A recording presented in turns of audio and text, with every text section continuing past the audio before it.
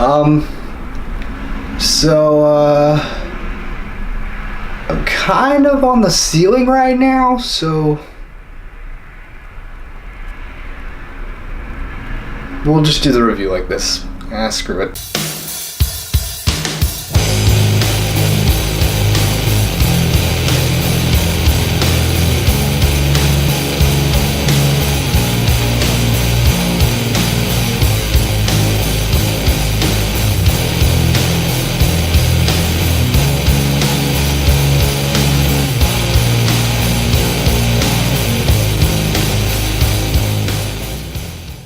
So, Spider-Man has had several on-screen adaptations, some of which are amazing, and some of which are, well...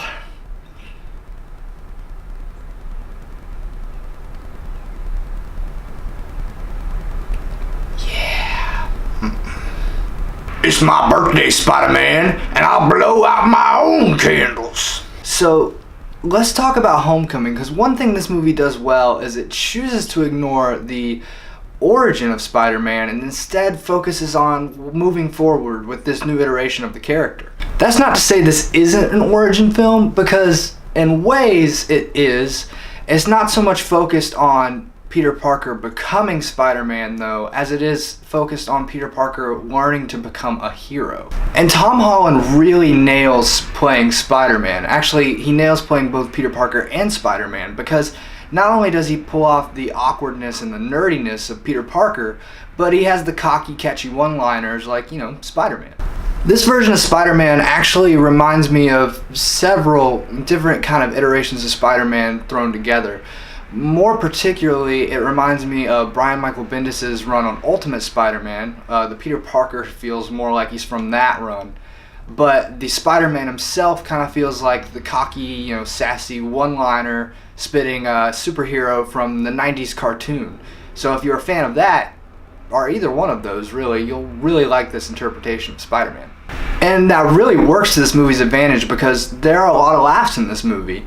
And that can be hard to do because it still feels like a superhero film. Sometimes when you try to do that and you have too many laughs in the film, it can come off as a comedy, but no, this still is a great superhero film, don't get it wrong. And a lot of that is due to, I think, Tom Holland's supporting cast, because Michael Keaton kills it as the Vulture in this role.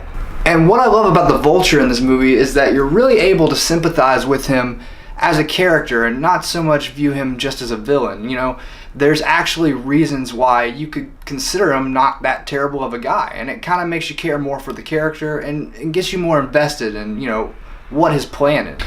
However, there was one scene in the movie that kind of messed that up for me. They just made the Vulture do something that I feel like the way they built his character, he wouldn't actually do, and it kind of just took me out of that moment.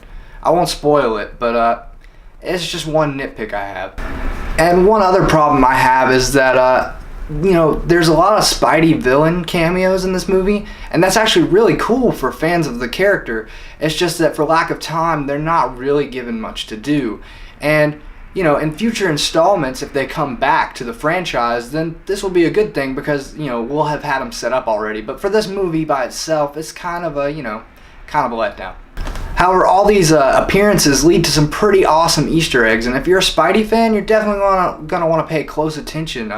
There's some pretty cool Spider-Man Easter eggs in this movie. All in all, though, Spider-Man Homecoming is an awesome superhero film. It's right up there with Spider-Man 2 for me, honestly, and you know, it's one of the best Spider-Man films and one of the best superhero films. And in the MCU, it definitely sets itself apart from you know, from other films.